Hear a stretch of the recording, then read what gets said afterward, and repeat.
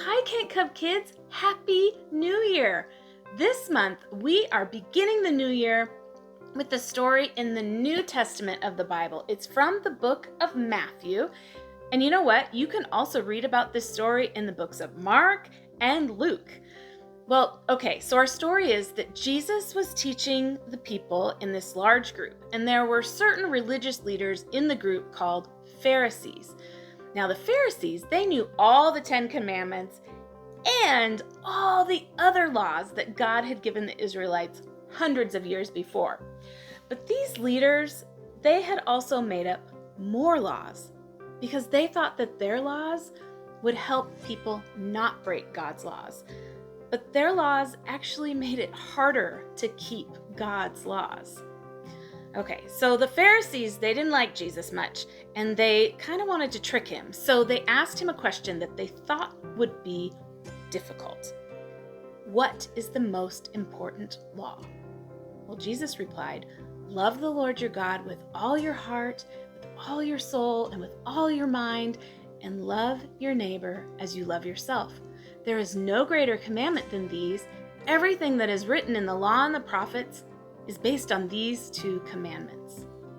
Okay, so remember back before Christmas when you learned the 10 commandments? Yeah, I know it was a long time ago, it feels like. Well, do you think it would be hard to decide which of them is the most important? Yeah, I don't know how to pick.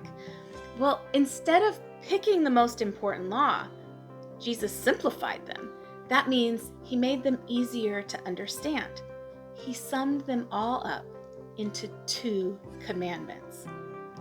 Love God with all you've got, your heart, your soul, your mind, and love your neighbor as you love yourself. Jesus said that these 2 commandments were intertwined. They were woven together. Because these 2 commandments, which are both about love, we call them the Greatest Commandment. Love God and love others. So here's my question. When Moses came down from Mount Sinai with the 10 Commandments, why didn't God just give him these 2 commandments that Jesus gave? Wouldn't they have been easier for the people to follow? Well, yeah, okay. It's kind of like this. All right.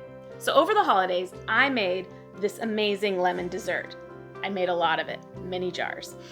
It is Mr. Kevin's grandmother's recipe that she gave to me a long time ago.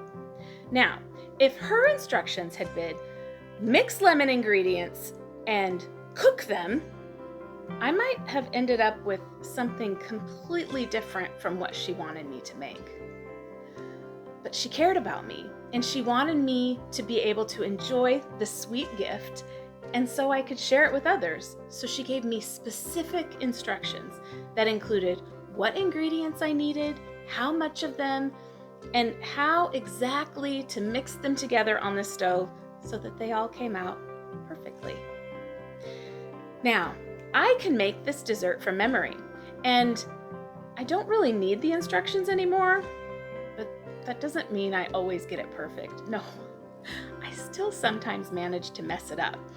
But I have her instructions to go back to so I can try again.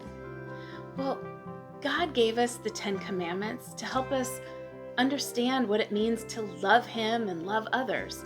And when we mess up and don't love as well as we could have, then we can always try again. And that, my friends, is good news. Until next time.